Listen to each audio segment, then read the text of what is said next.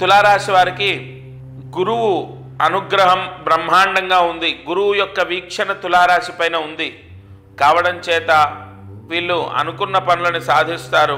September నెలలో August నెల కన్నా ఎక్కువ సంపాదిస్తారు. ఎందుకంటే ఇక్కడ లాభస్థానంలో 3 గ్రహాలు ఉన్నాయి.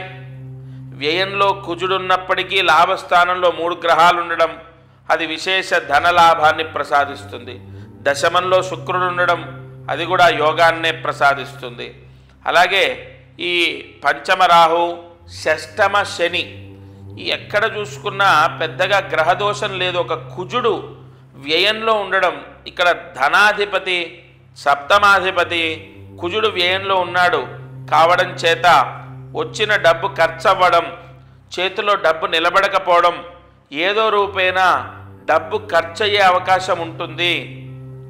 అది ప్రభుత్వాలకు మనం ట్యాక్స్ కట్టే రూపం అవ్వచ్చు, ఎందుకంటే శని వీక్షిస్తున్నాడు, ప్రభుత్వానికి ట్యాక్స్ కట్టడం అవ్వచ్చు, లేదా ప్రభుత్వ సంబంధితంగా ఏదైనా డబ్బుని అక్కడ సమర్పించడము, లేదు ఏదైనా జాబు రావడానికి మనం డబ్బు అక్కడ జాబుకి డబ్బు సమర్పించి ఆ జాబుని పొందాలి అనే సంకల్పంలో డబ్బు ఖర్చు అవ్వడము, ఇలా ఏదో ప్రమాదకరమైనటువంటి ఖర్చులో అనారోగ్య సమస్యతో వచ్చే ఖర్చులో కాదు. ఎందుకంటే వ్యయంలో కుజుడున్నాడు, వ్యయాధిపతి బుధుడు మళ్ళీ లాభంలో మిత్ర రాశిలో ఉన్నాడు, తద్వారా ఇక్కడ మళ్ళీ శని బాగున్నాడు కాబట్టి ఎటువంటి అనారోగ్య సమస్యలు పెద్దగా వచ్చే అవకాశాలు లేవు.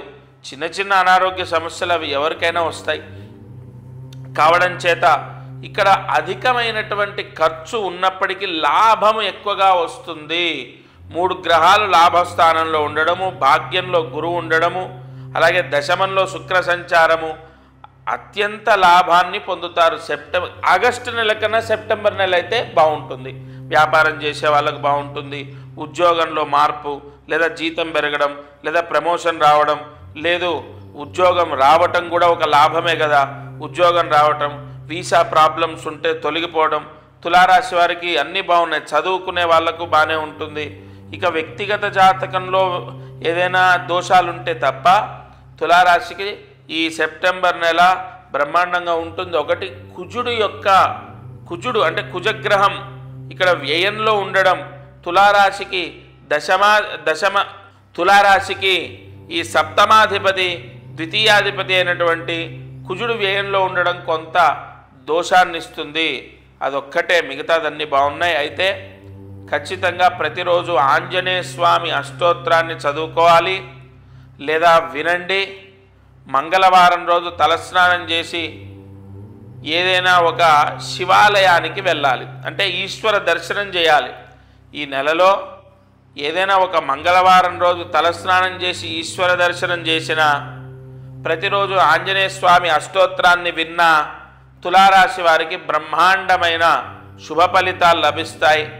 అయితే ఒకటి స్థలము లేదా ఇల్లు అమ్మాలి అనుకున్న వాళ్ళు మాత్రం నిరుత్సాహానికి గురవుతారు. అంటే అది అమ్ముడు పోక కొంత ఇబ్బందులు ఎదుర్కొంటారు. అదొక్క దోషం ఉంది. వాటికే నేను చెప్పిన పరిహారం ఏదైతే ఉందో ఆ పరిహారాన్ని చేస్తే సరిపోతుంది తులారాశి వారు.